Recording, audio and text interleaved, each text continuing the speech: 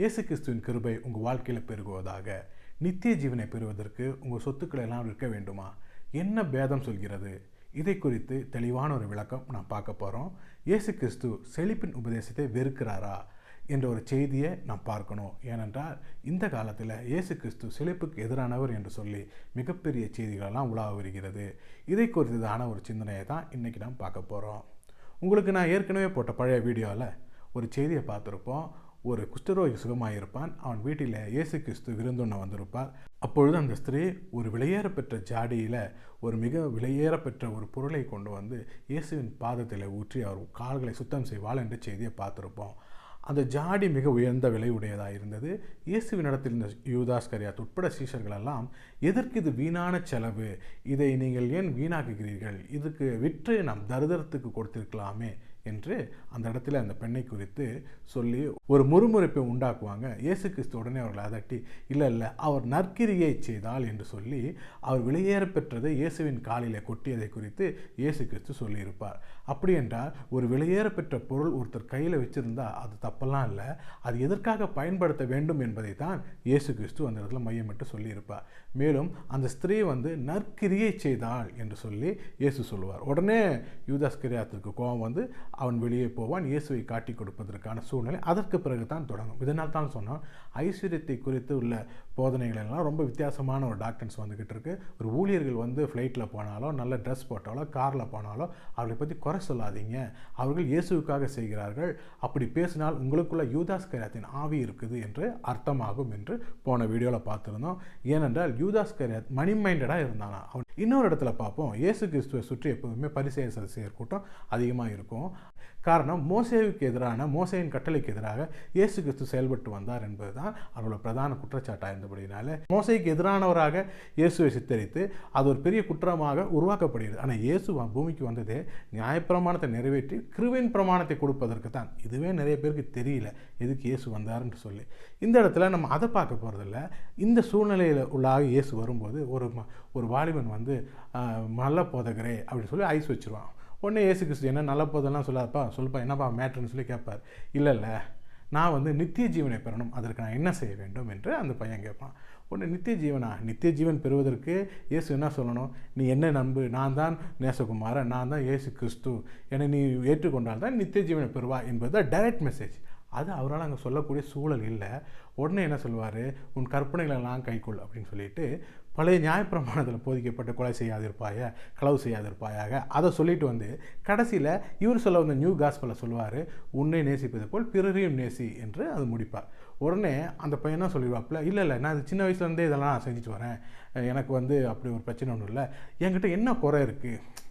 So அவனை என்ன சொல்கிறான்னா, நான் கட்டளைகளெல்லாம் பக்காவாக இருக்கானே, நீ நித்திய ஜீவனை பெறுவாய் என்று சொல்ல வேண்டியது தானே.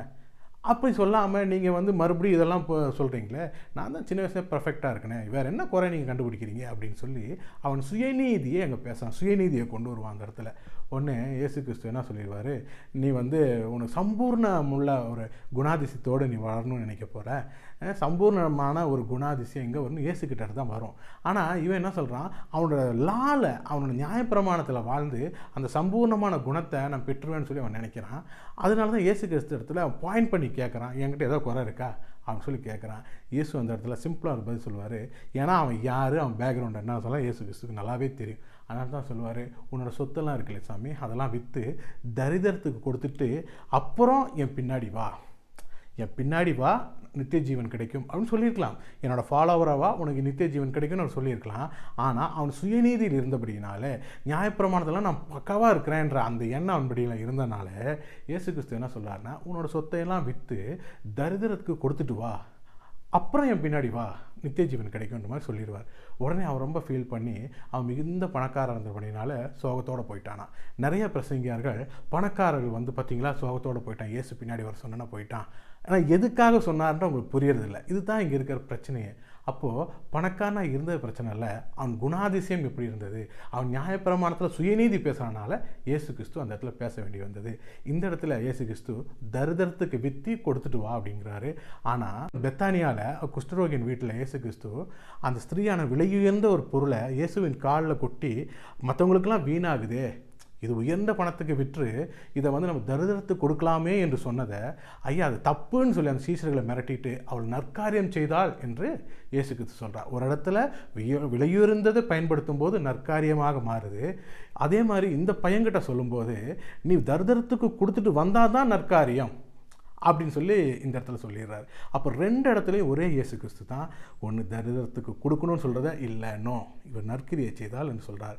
இன்னொரு இடத்துல நீ தரித்திரத்துக்கு கொடுத்துட்டு வா, பின்னே என் கூட வா, உனக்கு நித்திய ஜீவன் கிடைக்கும்னு சொல்கிறார்.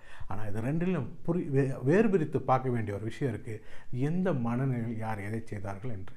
அப்போது தான் இதை வந்து நம்ம தெளிவாக புரிஞ்சுக்கணும். அப்போது தான் இயேசு கிறிஸ்து எதற்காக சொன்னார், அவர் திட்டம் என்ன என்பது நம்ம வாழ்க்கையில் புரியும். இது நிறையா வேலைகளில் நிறைய ஊழியக்காரர்கள் பாருங்கள், ஊசி காதில் ஒட்டகம் நுழையிறது எவ்வளோ கஷ்டமோ அதுபோல் பணக்காரன் பரலோகத்துக்கு வருவது ரொம்ப கடினம், அதை இயேசு கிறிஸ்து சொல்லிட்டார் பாருன்னு சொல்லி பயங்கரமாக சொல்லுவாங்க. ஆனால் அந்த ஊரில் இருந்த அந்த நியாயப்பிரமாணத்தின்படி வாழ்கிற உயர்ந்த ஜாதிக்காரனாக இருந்து எல்லா பணம் பொருளும் இருக்குது, அவன் 5 நேரம் தொழுகலாம் வேண்டலாம், அவனுக்கு எந்த கஷ்டமும் இல்லை, பர்ஃபெக்டாக இருக்கிறேன் அப்படின்றான் பாருங்கள். அவனை தான் மையப்படுத்தி ஆண்டவர் இந்த காரியம் சொல்லியிருப்பார். அதற்கு வேண்டி எல்லாரும் பணக்காரன் ஆயிடாதீங்க, செழிப்பை கேட்டுறாதீங்க, நீங்களாம் பரலோகம் வர மாட்டீங்கன்னு சொல்லி ஒரு கூட்டம் பொய்யான ஒரு விஷயத்தை சொல்லிக்கிட்டு இருக்கு. அதல்ல, இயேசு கிறிஸ்துவினிடந்து வருகின்ற ஆசீர்வாதம் உங்களுக்கு வேதனையை கூட்டாது. தேவன் தருகிற ஆசீர்வாதம் வேதனையை கூட்டாது என்று வேதம் சொல்கிறது. அப்படி என்றால் தேவனிடத்திலிருந்து வருகின்ற ஆசீர்வாதம் அல்லது இயேசு கிறிஸ்துவின் ஆசீர்வாதம் உங்களுக்கு வேதனையை கூட்டாது, அதற்கு மாறாக சந்தோஷத்தை உங்கள் வாழ்க்கையில் இன்பத்தை கூட்டும் என்பதுதான் பொருள்.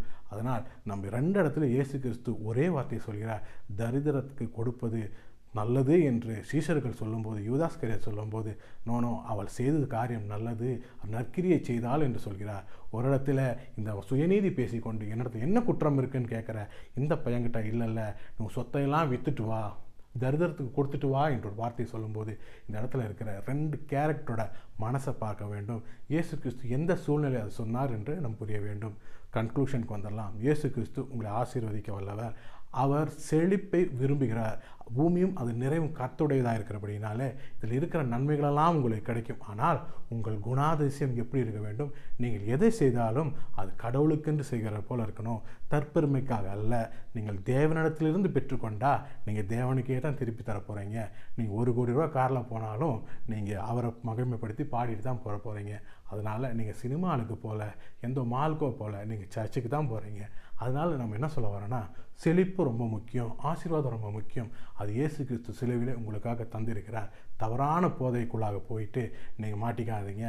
பணமே வேண்டான்னு சொல்லி நகைப்படாதீங்கன்னு சொல்லி அதை தரித்திரத்திலே இந்த மக்களை வைத்து விட்டு 10ல் 1 தசம்பாகம் போடுன்னு சொல்லி மக்களை ஃபோர்ஸ் பண்ணுவது ரொம்ப தவறான உபதேசம்.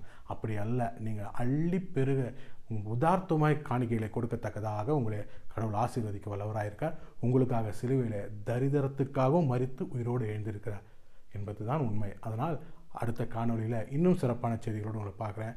நன்றி.